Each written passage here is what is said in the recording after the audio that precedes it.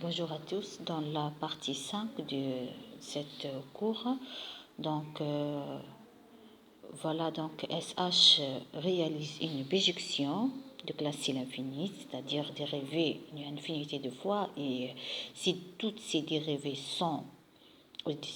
successives sont tous continues, d'accord, strictement croissantes, comme on a déjà vu tout à l'heure, donc de R dans R, dans la dérivée ne s'annule jamais, bien sûr.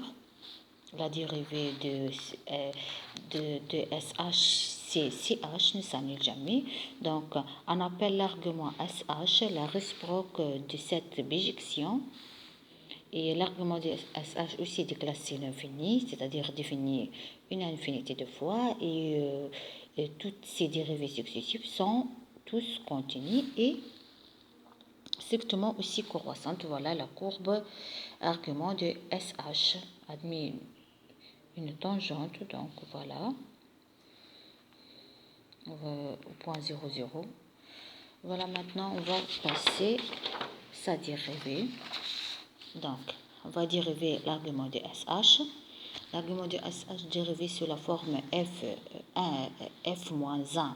La dérivée de F-1, c'est 1 sur F' fois F-1, comme on a déjà vu tout à l'heure. Bien. Donc, je vous aide un peu. Donc, c'est quoi F? F, c'est SH. Et F-1, argument de SH. Bien. Aussi bien que F appliqué F-1 en X égale à X, même l'inverse. Même si on a l'inverse. D'accord? Même si l'inverse. Donc, un peu flou.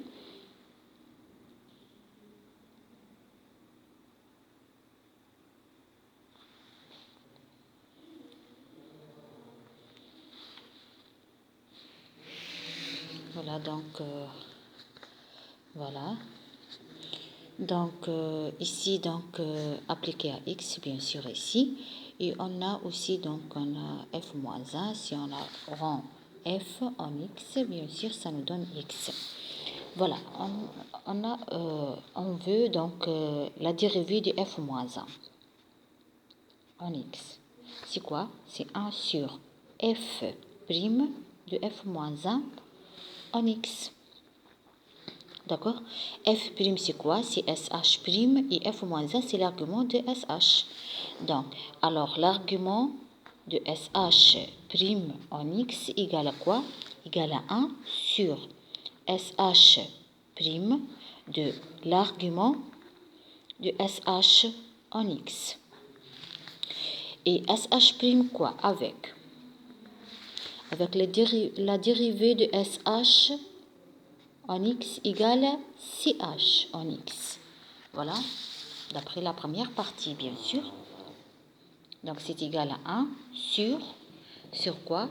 Sur CH de l'argument de SH de X. Donc, on ne peut pas simplifier CH avec SH. D'accord? L'argument de SH. On veut F-1 rend F rend F-1. Donc, on n'a pas ici F. C'est CH. F, c'est SH. D'accord? Mais on va utiliser cette formule CH au carré de X moins SH au carré de X égale à 1. Donc, je dois donc mettre CH en fonction de SH. Donc, c'est-à-dire SH au carré est égal à CH au carré est égal à SH au carré de X plus 1. Donc, positif, positif. Donc, je peux donc mettre la racine. Bien sûr, au carré, c'est toujours positif. Mettre le racine. Donc, SH au carré de X plus 1.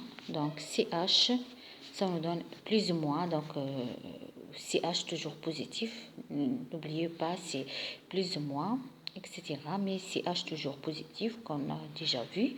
Bien sûr, donc, correspondant à cette donc,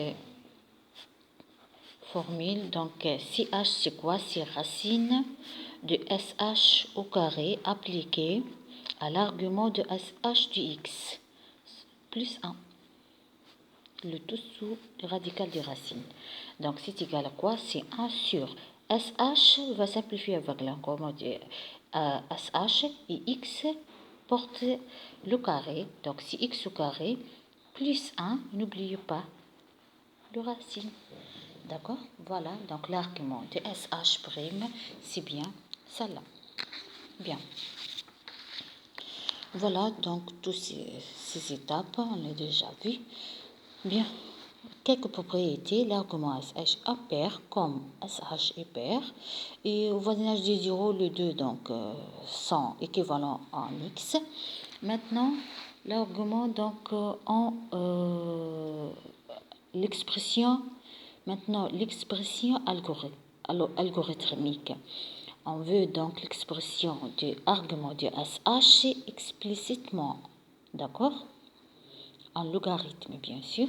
Donc, soit x, y sont des réels et on a l'équivalence suivante, bien sûr. Si on pose y est égal à l'argument de x, si seulement si, donc on peut appliquer argument SH de cette côté, donc SH de y égale SH de l'argument de SH. Ça nous reste seulement x, voilà x.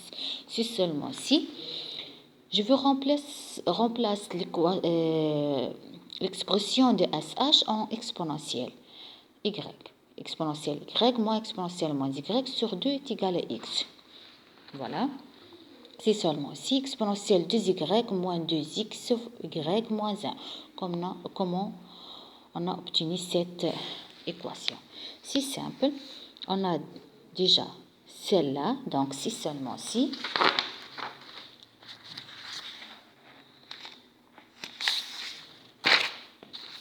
Voilà.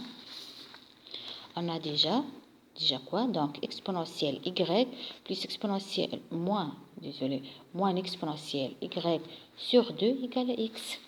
Donc, j'ai vu donc multiplier x par 2. Donc, c'est moins exponentielle moins y égale à 2x. Donc, maintenant, je vais mettre 2x de ce côté-là. Donc, elle prend bien sûr le signe moins. Donc, c'est exponentielle y moins exponentielle moins y moins 2x égale à 0. Maintenant, je vais donc multiplier tout ça par exponentielle x. Si je veux multiplier exponentielle x par 0, ça reste 0. Maintenant, je vais multiplier par moins 2x, il reste moins 2x exponentielle. Maintenant, donc, celui-là fois y, il reste moins. Désolé, ici, y. Je vais multiplier par exponentielle y. Donc, regardez, exponentielle y fois exponentielle moins y avec signe moins. Donc, ça nous donne moins exponentielle y moins y. A plus b. Et b ici, c'est moins y. Y moins y, c'est 0. C'est égal à moins exponentielle 0. C'est moins 1.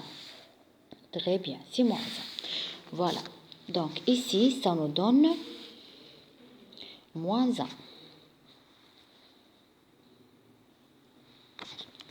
D'accord? Ici, ça nous donne moins 1.